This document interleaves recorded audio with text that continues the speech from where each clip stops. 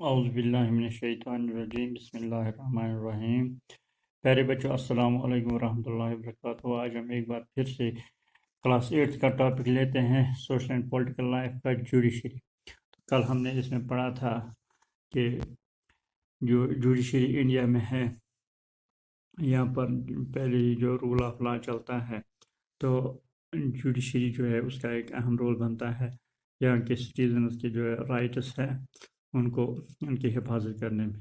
تو اس کے بعد ہم نے پڑھا تھا کہ what is the role of judiciary کیا رول پلے کرتی ہے۔ تو اس کے بعد ہم نے پڑھا تھا what is an independent judiciary, کیا انڈیپینڈنٹ جوڈیشری یعنی آزاد عدلیہ کسے کہتے ہیں۔ تو آج ہم پڑھیں گے what is the structure of courts in India. تو ہندوستان میں جو ہے کورٹس کا جو ہے عدالتوں کا اسٹرکچر کیا ہے۔ تو ہندوستان میں جو ہے یہاں پر 3 ڈفرینٹ لیولز آف کورٹس ہیں، یعنی 3 لیولز کے کورٹس ہوتے ہیں۔ تو ایک ہے جو لوور لیول پر ہوتا ہے، جو تحصیل لیول پر یا ڈسٹرکٹ لیول پر کورٹ ہوتا ہے، تو اس کو ہم کہتے ہیں ڈسٹرکٹ کورٹ یا اس کو سب آرڈینیٹ کورٹ کہا جاتا ہے۔ تو یہ اکثر تحصیل لیول اور ڈسٹرکٹ لیول پر ہوتا ہے یا قصبوں میں ہوتا ہے۔ تو ہر ایک جو اسٹیٹ ہے، ریاست ہے، اس کو ڈسٹرکٹس میں ڈیوائڈ کیا گیا ہے۔ تو وہ ڈسٹرکٹ میں وہاں پر ایک جج ہوتا ہے۔ تو ایک اسٹیٹ میں ایک ہائی کورٹ ہوتا ہے، یعنی ڈسٹرکٹس کے اوپر جو ہے وہ ایک اسٹیٹ میں ایک ہائی کورٹ ہوتا ہے جو اسٹیٹ میں سب سے بڑا کورٹ ہوتا ہے۔ اس کے بعد میں ملکی لیول پر ہوتا ہے سپریم کورٹ، وہ نیو دہلی میں ہے، اور اس کا جو ہیڈ ہوتا ہے اس کو کہتے ہیں چیف جسٹس آف انڈیا۔ جو بھی chief justice of India decision دیتا ہے وہ بائنڈنگ ہوتا ہے آل کورٹس آف انڈیا، یعنی ہندوستان کے جو بھی کورٹ ہیں ان پر وہ ڈیسیجن جو ہے وہ ان کو اوبے کرنا پڑتا ہے، کیونکہ وہ فائنل کورٹ ہے سپریم کورٹ انڈیا کا، تو ان کے ڈیسیجن اس کو ہر ایک کو ماننا پڑتا ہے۔ تو اب ہم دیکھیں گے یہ ڈفرینٹ لیولز آف کورٹس جو ہے کیا یہ ایک دوسرے کے ساتھ کنیکٹڈ ہے، کیا یہ ایک دوسرے کے ساتھ ملے ہوئے ہیں۔ تو اس کا جواب ہے یس، بالکل یہ ملے ہوئے ہیں۔ ہندوستان میں جو ہے یہاں پر انٹیگریٹڈ جوڈیشل سسٹم ہے۔ اس کا مطلب یہ ہوا کہ جو بھی ڈیسیجنز ہائر کورٹ دیتا ہے، یعنی سپریم کورٹ اگر ڈیسیجن دیتا ہے تو وہ بائنڈنگ ہوگا تمام ہائی کورٹس پر، اور جو ڈسٹرکٹ کورٹس پر ہیں ان پر وہ بائنڈنگ ہوگا، ان کو وہ اوبے کرنا پڑتا ہے، اس کو وہ ماننا پڑتا ہے۔ دوسرا جو ہے اگر ہم یہ دیکھیں گے یہ کس طرح سے انٹیگریشن جو ہے، یہ اس کو ہم کہتے ہیں appellate system that exist in India. Appellate system کا مطلب یہ ہوا کہ اگر کوئی شخص جو ہے ڈسٹرکٹ کورٹ کے فیصلے سے مطمئن نہیں ہوتا ہے، وہ سمجھتا ہے کہ اس کا جو ہے حق اس کو نہیں ملا ہے، جسٹس انصاف اس کو نہیں ملا ہے، تو وہ پھر آگے جا کے ہائی کورٹ میں اپیل کر سکتا ہے۔ اگر ہائی کورٹ میں بھی اس کو لگتا ہے کہ اس کی بات نہیں سنی گئی ہے، یعنی اس کو انصاف نہیں ملا ہے، تو پھر وہ لاسٹ پر جو ہے سپریم کورٹ میں جاتا ہے۔ تو سپریم کورٹ کا جو بھی آرڈر ہوتا ہے، جو بھی اس کا جو وہ رولنگ دیتا ہے، تو وہ فائنل رولنگ ہوتی ہے۔ یہاں پر اس نے ایک کیس اسٹڈی دیا ہے آپ کی کتاب میں، جس سے ہم یہ سمجھ سکتے ہیں کہ یہ اپیلیٹ سسٹم کیا ہوتا ہے۔ یہاں پر دہلی ایڈمنسٹریشن یعنی دہلی کی ایک کورٹ نے جو فیصلہ دیا تھا، لکشمن کمار اینڈ ادرس، یہ 1985 کی بات ہے، جو لوور کورٹس نے ان کو فیصلہ دیا تھا اس کو پھر چیلنج کیا گیا تھا۔ تو اس میں یہاں پر لکھا ہے کہ 1980 فروری میں لکشمن کمار نے شادی کی ایک 20 سالہ لڑکی سے جس کا نام سدھا گوئل تھا، تو وہ دہلی کے ایک فلیٹ میں رہتے تھے لکشمن کے برادرز اور اس کی فیملی کے ساتھ۔ 2 دسمبر 1980 کو سدھا جو ہے وہ مر گئی ایک ہاسپٹل میں، وہ اس کی ڈیتھ ہو گئی ڈیو ٹو برنز، یعنی اس کو جلایا گیا تھا۔ تو اس کی فیملی جو تھی ان نے ایک کیس فائل کیا، تو کیس جب اس کی ٹریل ہو گئی تو وہاں پر ان 4 نیبرز کو بلایا گیا ایز وٹنس، یعنی گواہ کے طور پر۔ تو انہوں نے وہاں پر یہ گواہی دی کہ 1 دسمبر کی رات کو انہوں نے سدھا کے گھر میں چیخ پکار سنی۔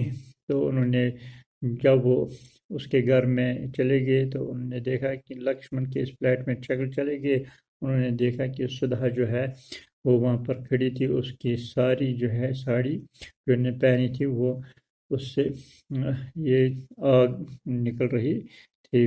تو انہوں نے آگ کو بجھایا اور ایک کمبل اس کے اوپر اوڑھ دی اور اس سے آگ کو بجھایا۔ پھر سدھا نے جو کہا، اس نے جو بیان دیا اس میں لکھا تھا، اس نے کہا تھا کہ اس کی مدر ان لا جو ہے اس نے اس کے اوپر مٹی کا تیل چھڑکا تھا، اور جو اس کا خاوند ہے، جو ہسبینڈ اس کا ہے لکشمن، اس نے آگ لگائی تھی۔ جب ٹریل کورٹ میں چلی گئی، جب بحث ہونے لگی، تو پھر کورٹ نے آخر پر یہ فیصلہ دیا کہ ان کو صبح یہ جو ان کے جو بردر ان لاز ہے سبھاش چندرا اور ان تینوں کو، اور شکنتلا جو ہے اس کی مدر ان لا تھی، تو اور لکشمن جو اس کا خاوند تھا، ان تین کو موت کی سزا دی گئی۔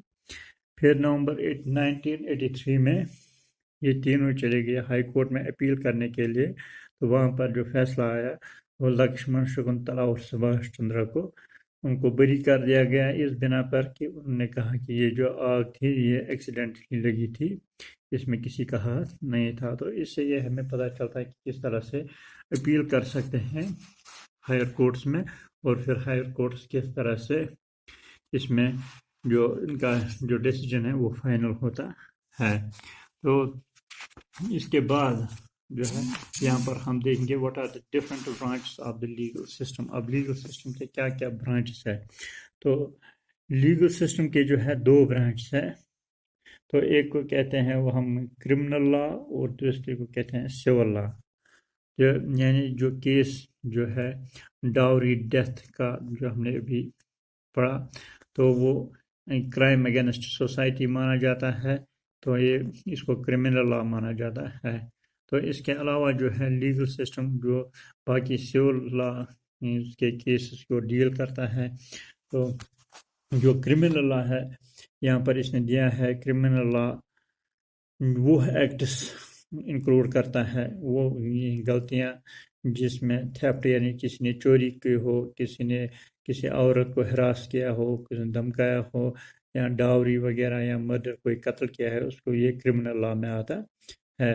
تو اس سے یہ کیسے شروع ہوتا ہے، یہ پہلے اس کے لیے ایک FIR درج کرنا پڑتا ہے، پھر پولیس انویسٹیگیشن کرتی ہے، تو پھر کورٹ میں یہ کیس فائل کیا جاتا ہے کرمنل لا میں۔